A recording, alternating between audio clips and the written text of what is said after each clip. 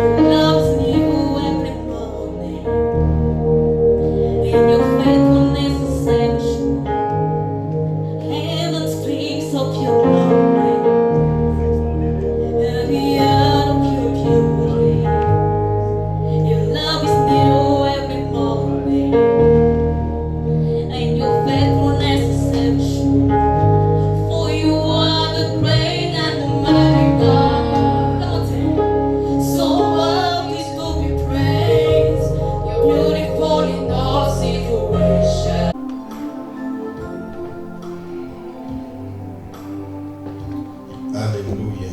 Amen. Mon âme soupira, et mon esprit en moi te cherche. Toi seul est le désir de mon cœur et je vis pour t'adorer.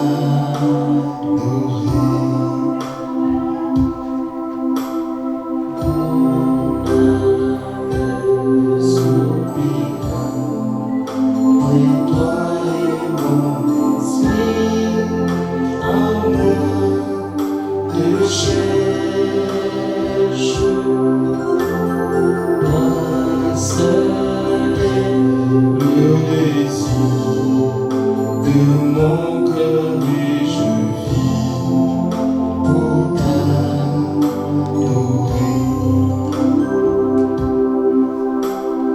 Tu es mon bouclier, ma force, l'eau sur qui j'ai fondé ma vie.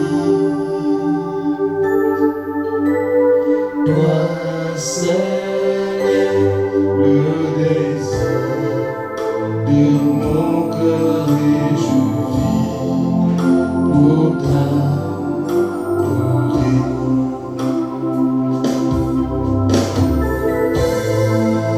Alléluia. Père, nous te sommes infiniment reconnaissants, nous sommes bénis de nous retrouver autour de ta parole ce soir pour recevoir une fois de plus de toi. Parle à nos cœurs ce soir, relève, fortifie, console les cœurs affligés, abattus, apeurés. Révèle-toi à nous une fois de plus ce soir, nous voulons te voir. Révèle-nous Jésus.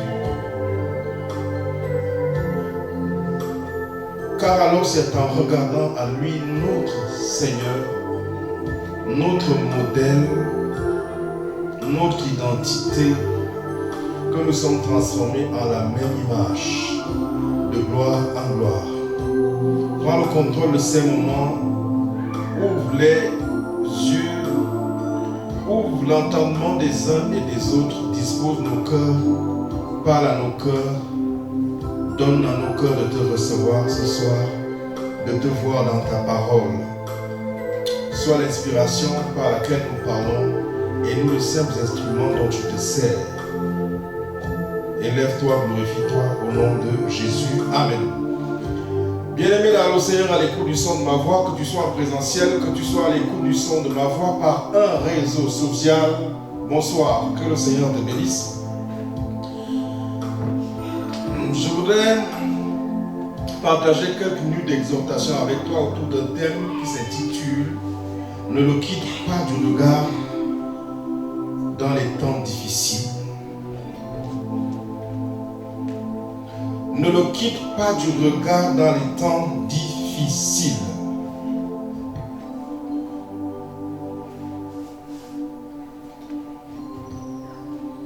Les temps difficiles au cours desquels les cœurs des hommes sont tentés de se troubler, de s'égarer dans la peur, dans beaucoup de soucis, des inquiétudes, les temps au cours desquels on est tenté de focaliser son attention exclusivement sur la difficulté, sur la circonstance par laquelle on serait en train de passer, sont des temps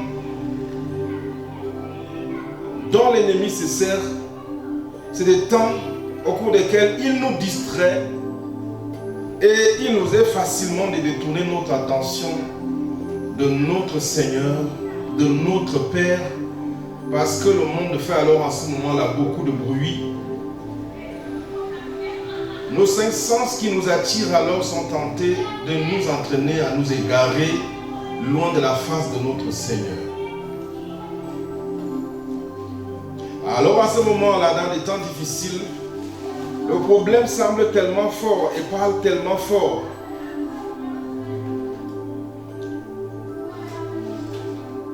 Parce que l'ennemi vise alors à ce moment-là à nous boucher les oreilles de la voix de Dieu, à nous détourner de notre Seigneur.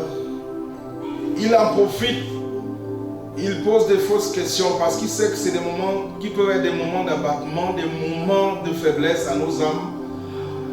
Il pose des fausses questions à nos âmes du genre « Où est votre Dieu ?»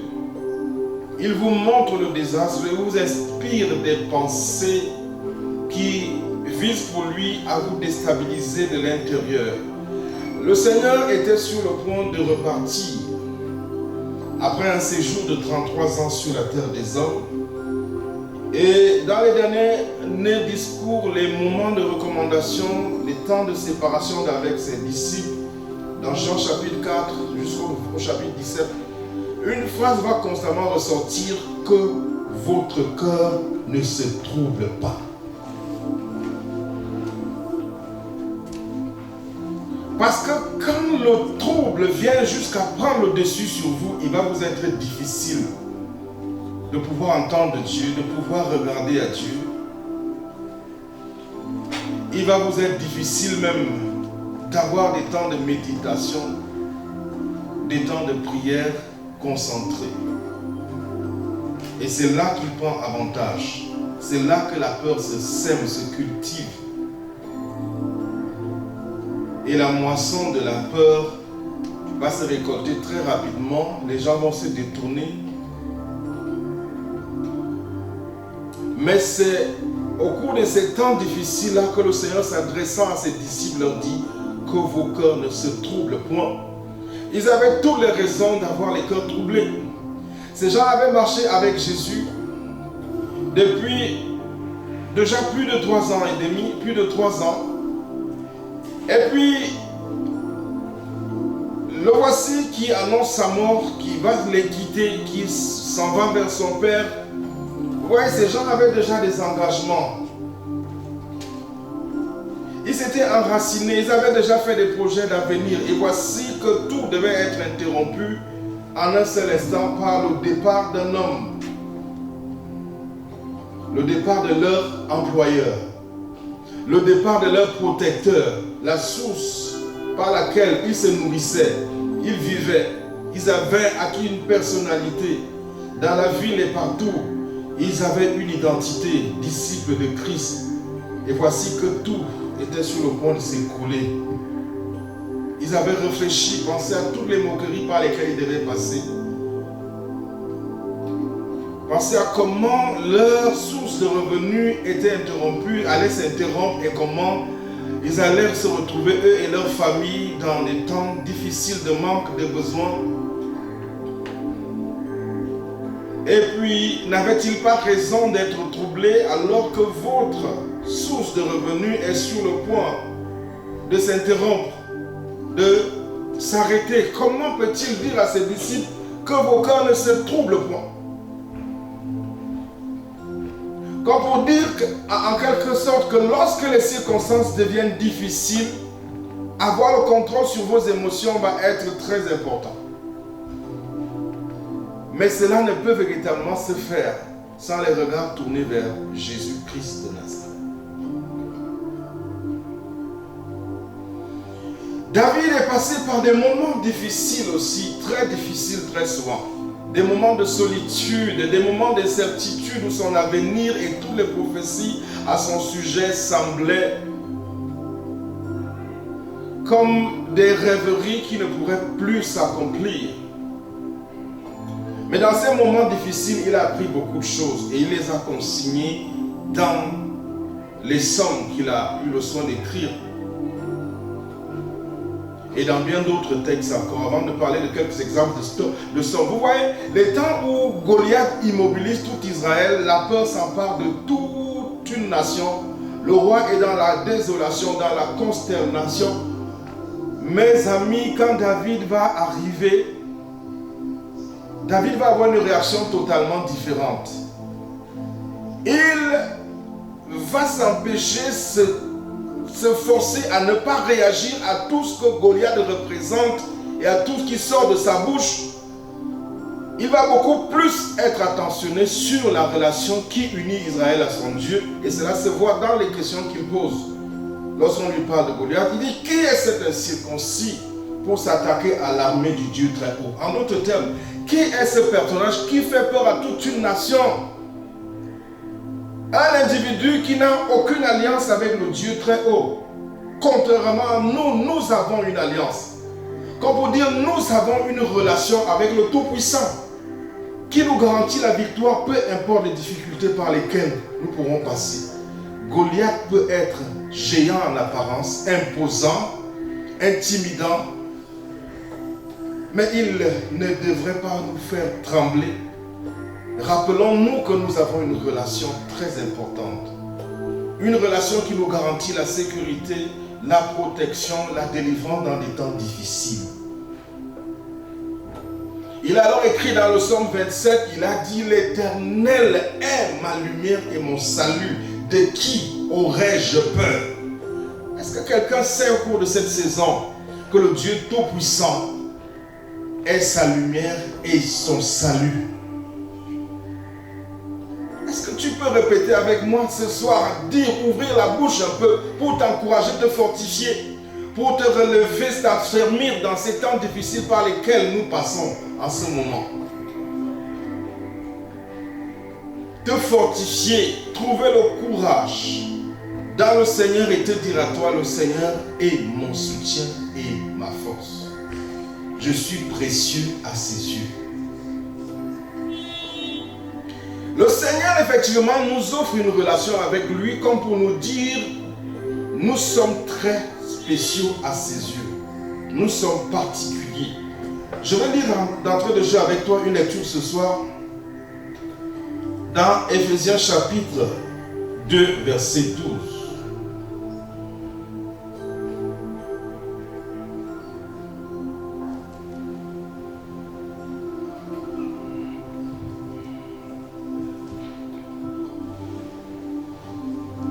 Éphésiens chapitre 2 verset 12 dit: souvenez-vous que vous étiez en ce temps-là sans Christ, privés du droit de cité en Israël, étrangers aux alliances de la promesse, sans espérance et sans Dieu dans ce monde.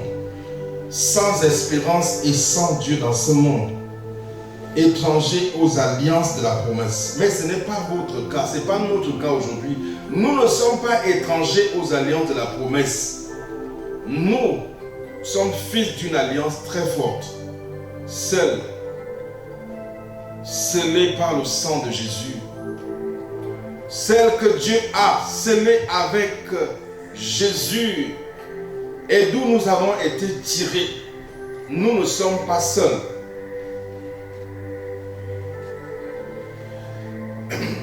Il y a eu des temps où le désespoir était dans la vie d'Abraham et il ne pouvait plus voir quoi que ce soit dans son futur en ce qui concernait la la procréation, le fait d'avoir des enfants.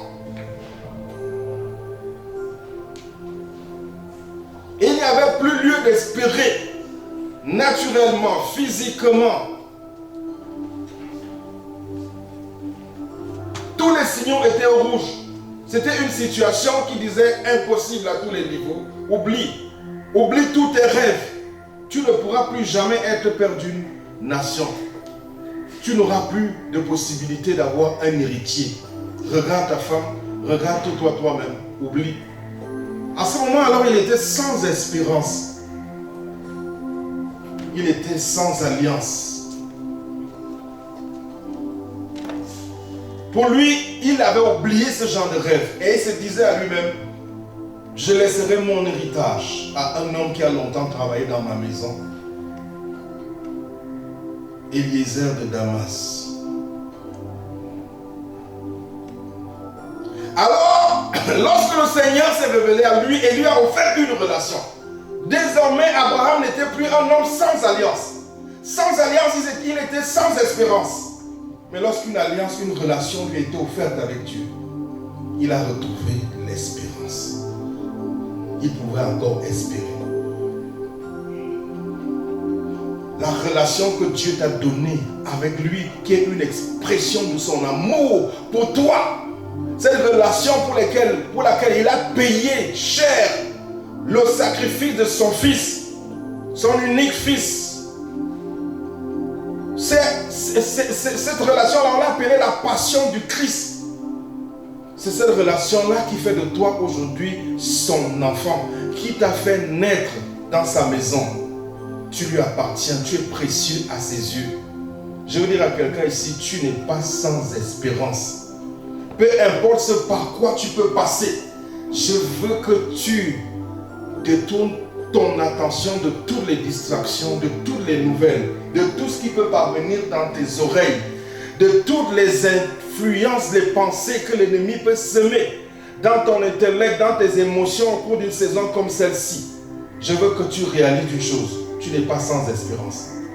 Quand les vents mauvais souffleront, quand les flèches souffleront dehors, quand bien le trouble parviendra, je veux que tu apprennes à élever la voix et à célébrer le Seigneur.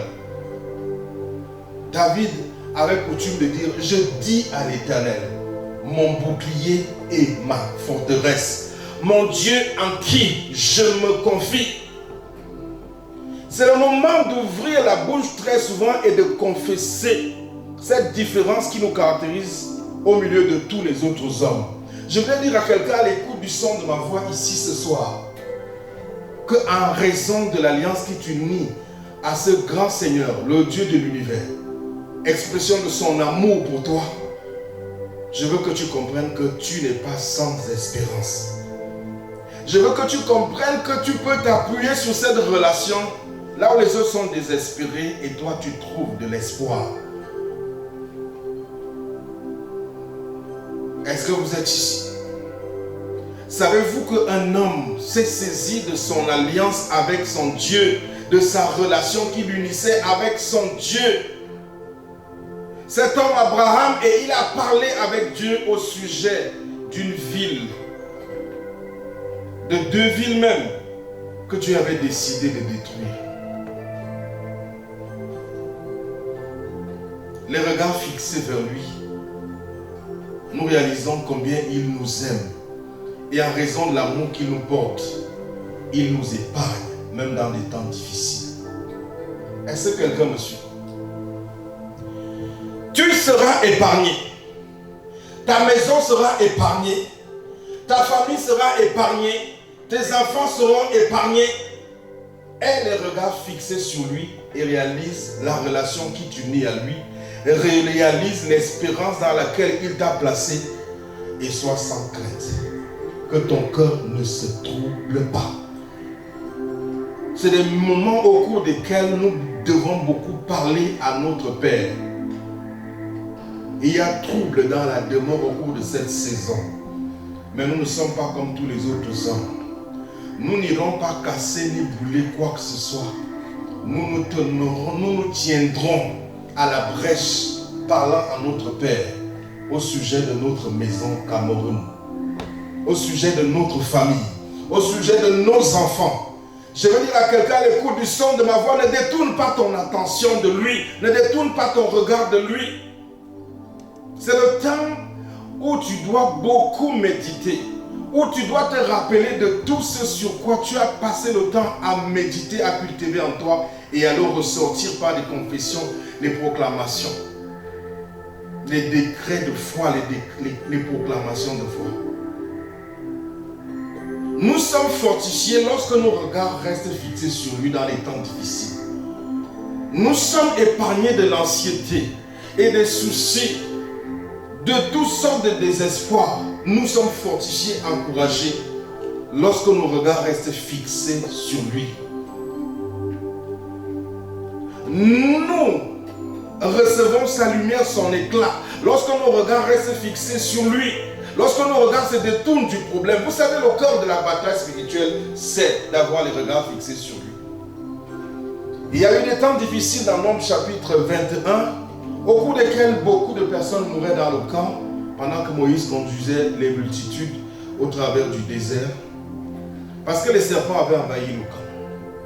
Et dans ces moments difficiles, il y avait beaucoup de décès, il y avait beaucoup d'incertitudes, les serpents étaient en train de faire du désordre, la mort était dans le camp. Et pour vaincre cette situation, vaincre ces circonstances, vaincre le serpent, il a voulu que leur regard soit détourné de leurs problèmes qui n'étaient pas négligés, mais que leur attention soit fixée sur un serpent qui avait été élevé sur du bois, un serpent en bronze. Vous savez, ça représentait Christ crucifié, mais Christ crucifié représente quoi? Ça représente l'amour de Dieu pour nous. C'est la passion de Christ, c'est l'alliance, c'est la relation merveilleuse qui nous unit à lui. C'est la déclaration d'amour éternel formulée par le sacrifice de son Fils qu'il a voulu que les gens là regardent, qu'ils soient attentifs. Il t'a aimé, il a payé le prix, il t'a uni à lui pour te sortir de toutes sortes de choses d'où tu ne peux t'en sortir par toi-même. Est-ce que quelqu'un me suit ici? Je ne sais pas si tu passes par quelques moments difficiles et tu t'es déjà beaucoup battu et tu n'es pas toujours en sortie. Peut-être même c'est parce que tu as voulu mettre en avant tes capacités à t'en sortir que le problème semble encore plus fort. Mais je voudrais que tu détournes un peu ton attention de ce serpent, de cette oppression, de cette circonstance et que tu fixes les regards sur lui, ton Seigneur, sur lui, ton Père. Que tu fixes les regards sur lui pour voir l'amour qu'il te porte, qu'il te témoigne, qu'il a manifesté lorsque pour toi il a sacrifié son Fils. Et aujourd'hui tu es bénéficiaire d'une relation pour laquelle tu n'as pas travaillé. Il a tout fait pour te ramener à lui. Il t'aime. Ton Dieu t'aime. Il t'aime, il t'écoutera dans les temps comme ceci. Il t'aime et il a abattu un travail merveilleux pour toi. Il t'aime, il s'est chargé de nos problèmes bien avant que ces problèmes ne se manifestent. Il t'aime, il a porté tes fardeaux. Il est devenu malédiction à ta place.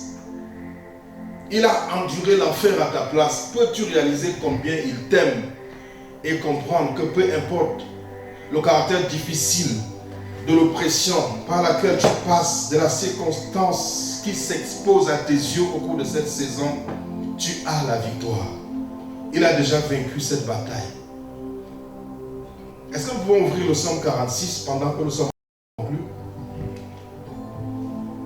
Psaume 46. Dans l'une des choses que je veux que tu rappelles à ton cœur au cours d'une saison comme celle-ci, c'est que l'Éternel m'aime. Mieux encore, mon Père m'aime.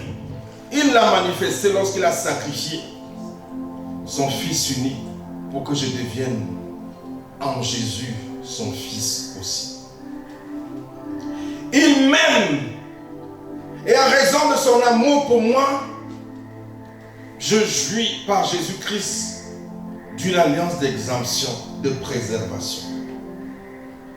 Je sais qu'il m'aime, apprend à dire des choses, à proclamer des choses. Je sais qu'il m'aime. Et je sais que, parce qu'il sait que je suis dans ce pays, dans cette nation, il ne laissera pas les choses dégénérer dans mon pays. La maison dans laquelle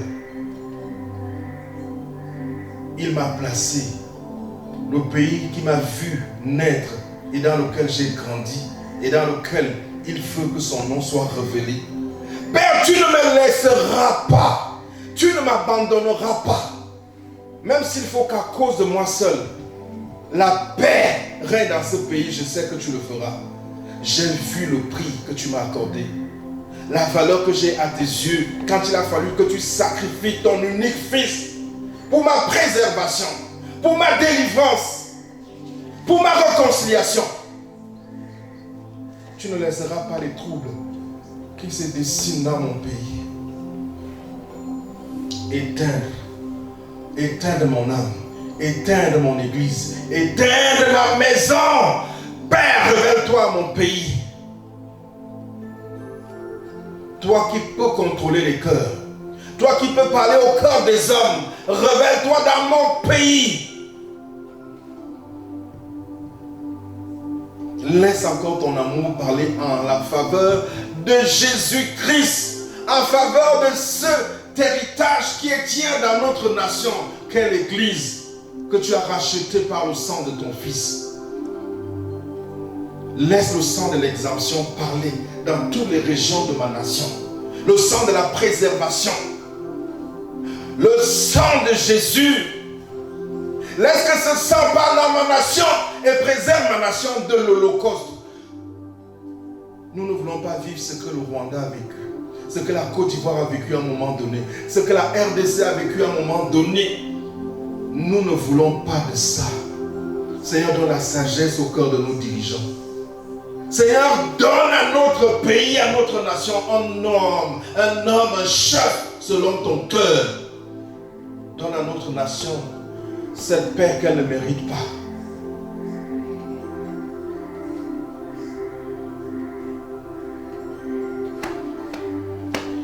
À la croix, il me souvient que tu t'es chargé de toutes mes hontes. Et au cours de cette saison, je suis dans la honte. Dans la honte de regarder mon pays passer par les troubles actuels. Je suis dans la honte de voir la possibilité d'une guerre se dessiner, de voir une guerre se dessiner, des troubles à l'horizon. Je suis dans la honte, parce qu'il y a toujours une honte que d'être endeuillé, que d'être dans le trouble.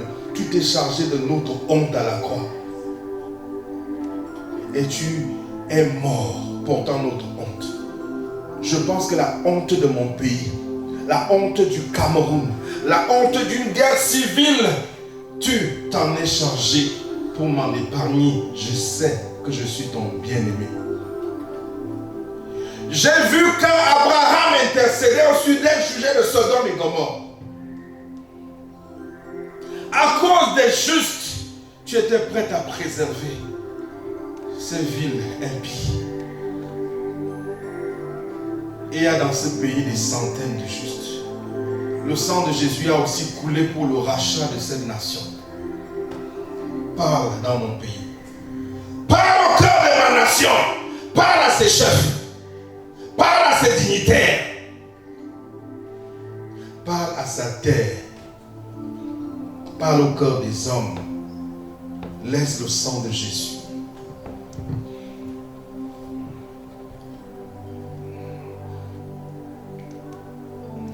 Parler dans ma nation. Là où la mort réclame ma nation à la guerre. Que les réclamations qui se lèvent des autels, des ténèbres, qui réclament ma nation à la guerre se taisent dans le nom de Jésus. Père, donne-nous cette paix que les hommes ne peuvent pas nous donner.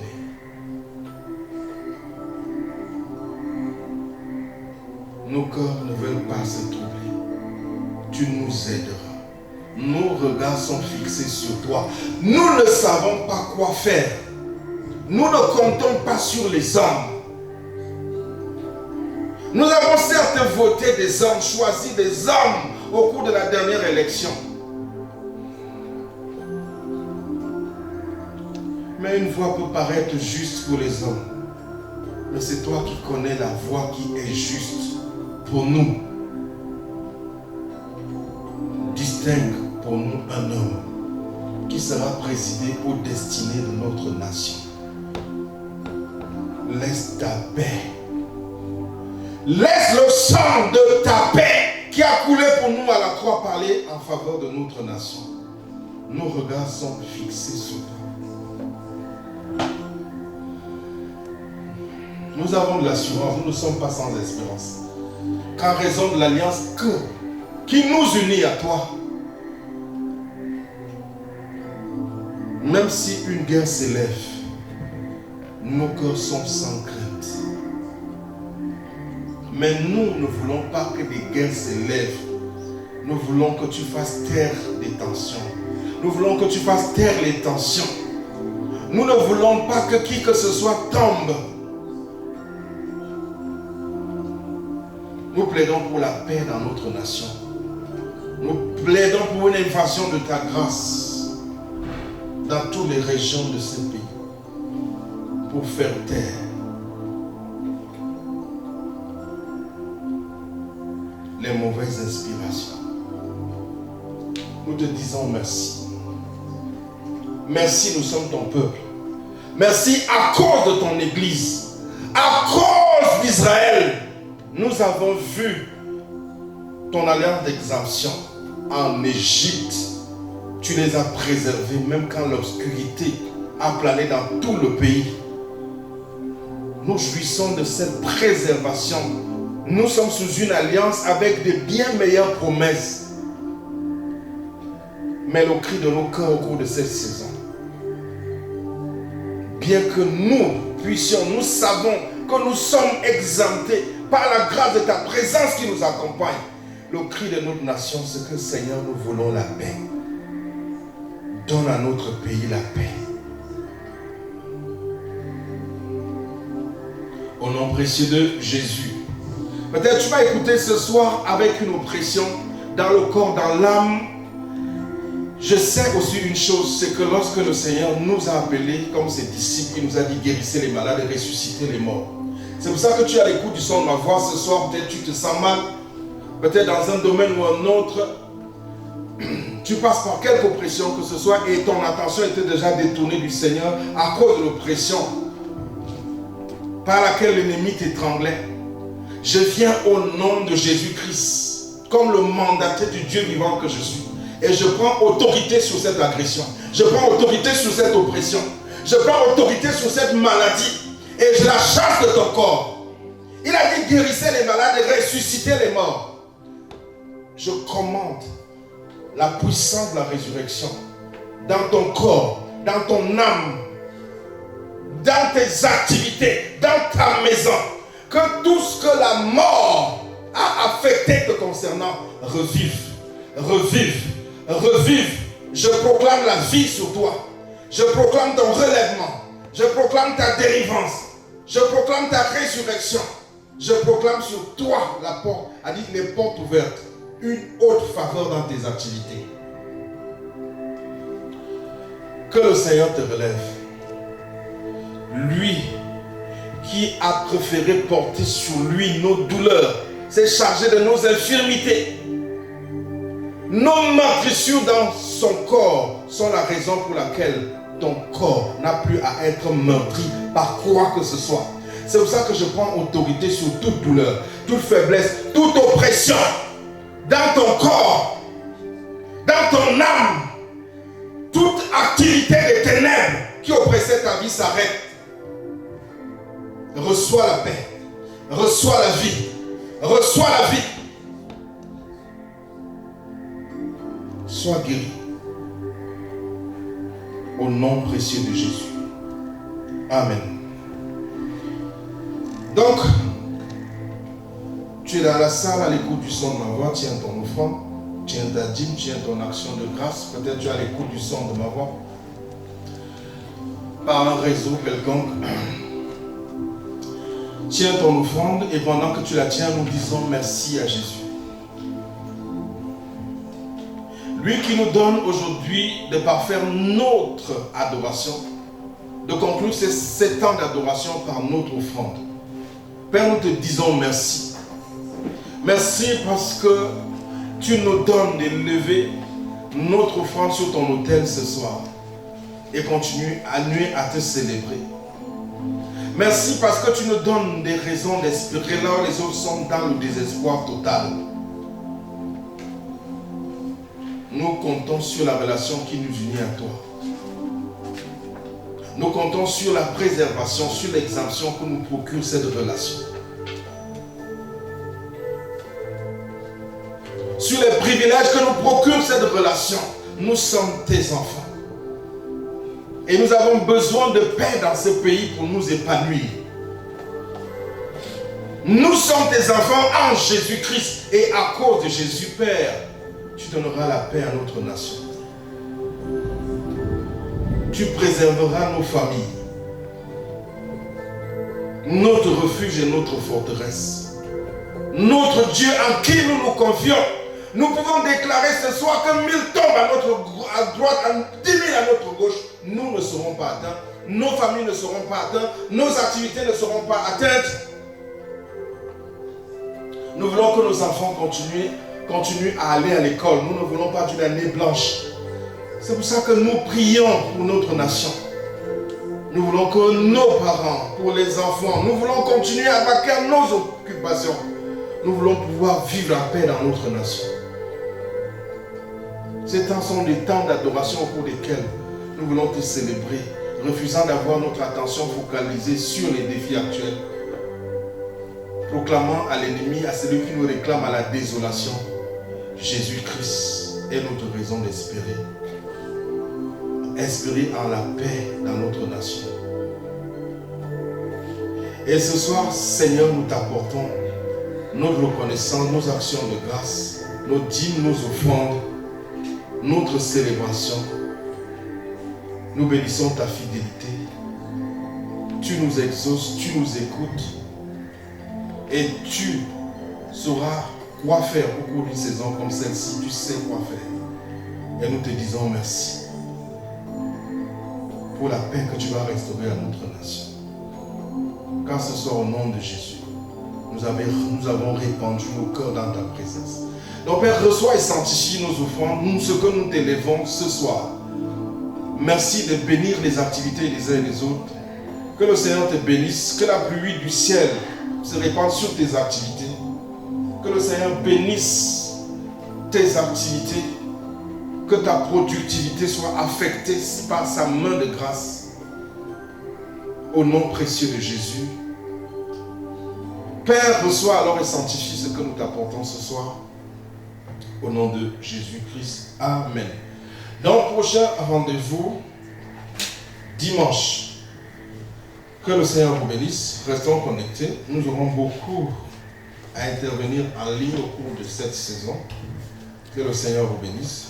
Shalom.